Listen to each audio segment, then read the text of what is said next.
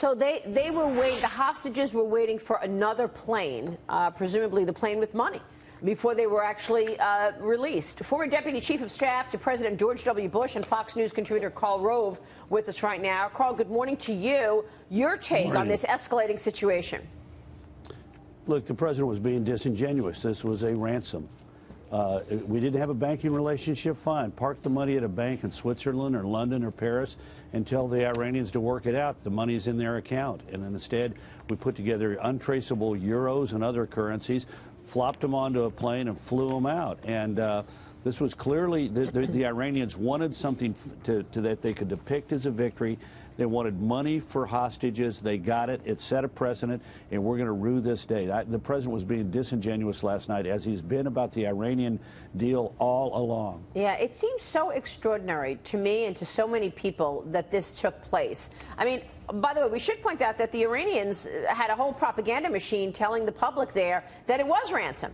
Right, why was it so secretive? Why was it cash on an unmarked jet? Why wouldn't they release the hostages until the money was there? I mean, it sure feels like ransom, and it also feels like they're not being truthful in terms of what was behind all of this. Sure. If it looks like a duck, walks like a duck, and quacks like a duck, it's a duck. This was a ransom, and the president paid it in money that was untraceable, that was, I'm sure, turned over to the Iranian Revolutionary Guard to use to fund terrorism around the world. And again, he was being completely disingenuous. Oh, we don't have a banking relationship with them. Well, find the place that does, park the money there, and tell them to go get it. But instead, he did exactly what the Iranians demanded, which is, we want cash before you get your hostages. And again, I repeat, this was a precedent. The Iranians now hold more hostages. Does anybody think that we're going to get them out without paying another similar ransom? Dagan and I were talking earlier about the implications of this. And do you think this sticks to Hillary Clinton in any way? Dagan said she doesn't think so, but I wonder what you think. Well, first of all, she's going to have to be asked by the press about it. And Trump ought to put his focus there and say, what does Hillary think of this? Does she think this is good policy? After all, she was intimately involved in setting up the Iranian deal, and she was the Secretary of State when these negotiations began, and we went down this path. So, yeah, she ought to be asked about it. Right now it isn't.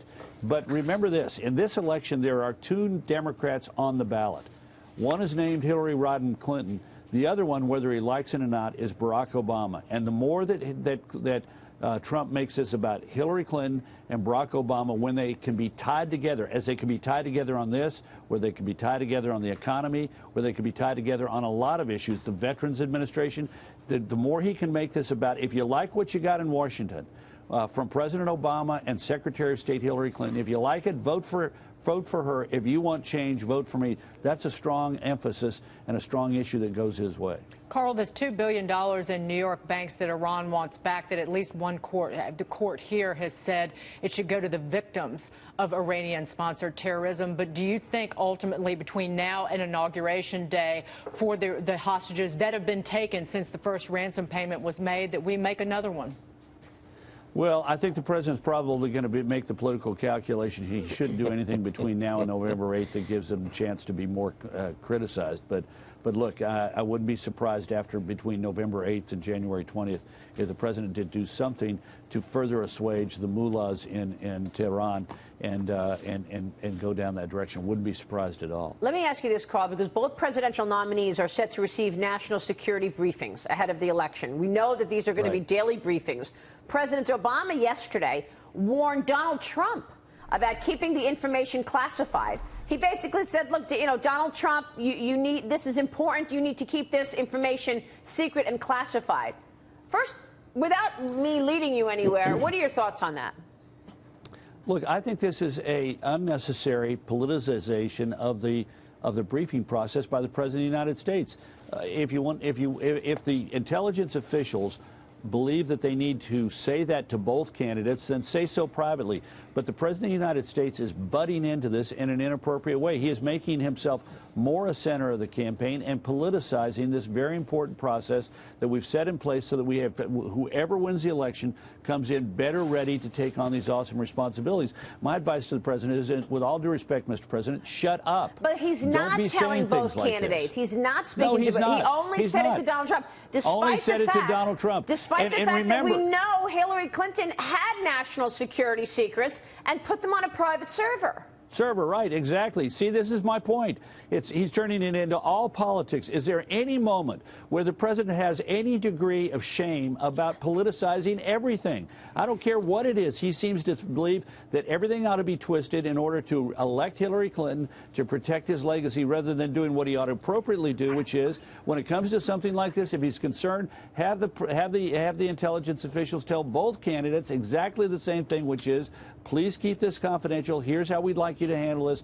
These are the rules. Blang. It's over. And he's out of it. But instead, he has to use it as a political talking point. Right. He is Mr. Politics every moment, all the time, Mr. Hyperpartisan. And this is why the American people would like to have change. Why 26% think we're going in the right direction and nearly 70% think we're off on the wrong track. Does anybody here think this is extraordinary? I mean, I do.